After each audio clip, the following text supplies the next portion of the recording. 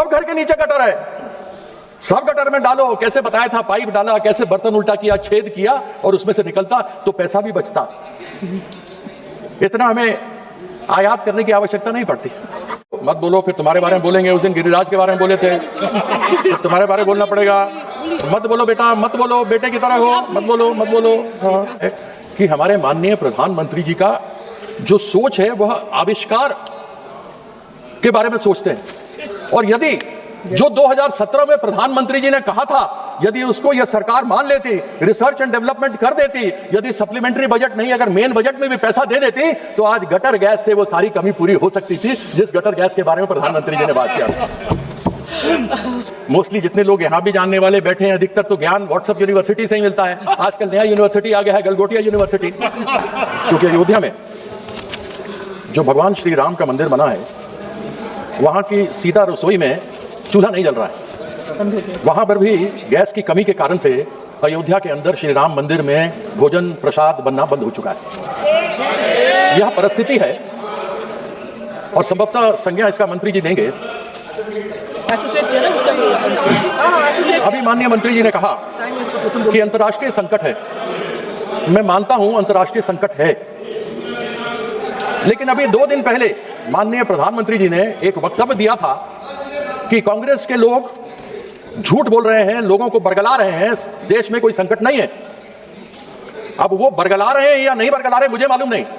मैं इतना जानना चाहता हूं कि यदि देश में संकट नहीं है, ऐसा प्रधानमंत्री ने कहा है, तो 65 रुपए प्रति सिलेंडर गैस के दाम क्यों बढ़ाए गए हैं? गरीब आदमी के ऊपर मार क्यों मारी जा रही है? इस विषय के ऊपर सरकार में कोई जवाब देने को तैयार नहीं। आदरणीय जो मुझसे पहले सत्ता पक्ष की तरफ से बोल रहे थे कि सोने के दाम बढ़ रहे हैं। अरे सोने के दाम से मुझे क्या मतलब? मुझे तो मतलब उस गैस सिलेंडर से है जो गरीब आदमी तक के घर तक में जाती है और उसके घर का चूल्हा जलता है। वह बात दूसरी है कि 9 करोड़ गरीब लोगों ने दूसरी बार सिलेंडर जब फ्री में दिया गया था नहीं लिया, क्योंकि 1100-1200 रुपए कीमत उसकी बन चुकी है। ऐसी परिस्थिति में मैं क्या कहूं, मुझे समझ नहीं आता। और साथ ही साथ तो मैं यहां सभी लोग बैठे हुए हैं, सब जानते हैं और ये पूरा सदन जानता है कि हमारे माननीय प्रधानमंत्री जी का जो सोच है वह आविष्कार के बारे में सोचते हैं।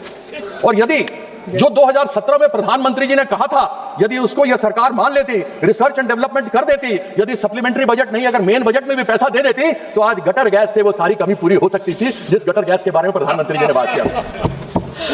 सब घर के नीचे गटर है, सब गटर में डालो। कैसे बताया था, पाइप डाला, कैसे बर्तन उल्टा किया, छेद किया और उसमें से निकलता तो पैसा भी बचता। मोस्टली जितने लोग यहां भी जानने वाले बैठे हैं, अधिकतर तो ज्ञान व्हाट्सएप यूनिवर्सिटी से ही मिलता है। आजकल नया यूनिवर्सिटी आ गया है, गलगोटिया यूनिवर्सिटी। आजकल तो लोग ज्ञान वहीं से ले रहे हैं। तो मत बोलो, फिर तुम्हारे बारे में बोलेंगे। उस दिन गिरिराज के बारे में बोले थे, तो तुम्हारे बारे में बोलना पड़ेगा। मत बोलो बेटा, मत बोलो, बेटे की तरह हो, मत बोलो, मत बोलो। हाँ, आज ये खड़े हुए इन्होंने जिस प्रकार से बंगाल के लोगों को दबाने का प्रयास किया है, एक चीज समझ लें कि बंगाल के लोग डरने वाले और दबने वाले नहीं है।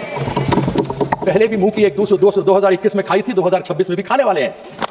और मैं आशा करता हूं कि चीफ इलेक्शन कमीशन को भी इन्होंने पैसा कुछ दिया होगा, क्योंकि सुप्रीम कोर्ट ने कहा है कि कुछ रिटायर्ड जजेस को लगाओ और पैसा आप दो। तो उसके अंदर अब आपने कहा था प्रधानमंत्री आवास योजना ग्रामीण 2022 तक सबको घर मिलेगा।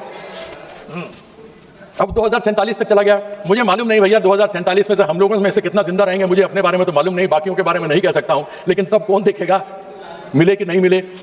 आपने यानी इस बंगला विरोधी सरकार ने 2022 से लेकर 2026 तक, जो अब तक की बात मैं करता हूं, केंद्र सरकार ने 24,000 करोड़ प्रधानमंत्री आवास योजना ग्रामीण के अंतर्गत देना था, नहीं दिया। 32 लाख लोग उससे वंचित हो गए।